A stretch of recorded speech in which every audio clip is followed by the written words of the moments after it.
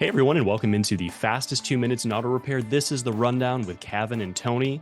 And Tony, we are in the holiday season. We've seen a lot of increases. We've also seen some downtime with the holidays in our aftermarket. What are the trends showing on the digital side of the business?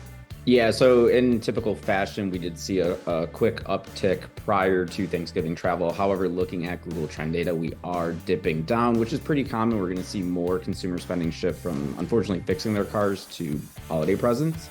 I'm curious how that's translating on your side from shop management. Yeah, Tony, so check this out. The week before the U.S. Thanksgiving, because we want to recognize our friends in Canada, so that's the week of November 18th, we had over 305,000 ROs created across 6 different products. That's $164 million in attached revenue at $582 in average repair order.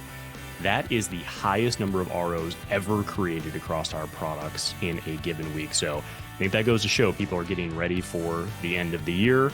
What are the customers saying as they're prepping for some of these consumers coming into their shops?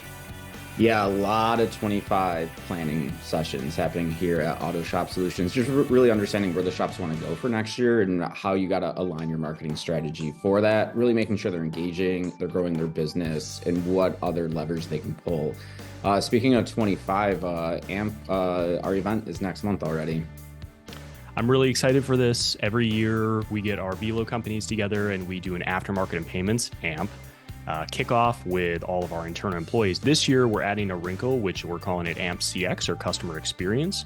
We're going to be inviting our 15 most engaged customers on site in Tulsa, Oklahoma, and basically running a customer advisory board with them. So understanding what they're seeing in the market, new and innovative products.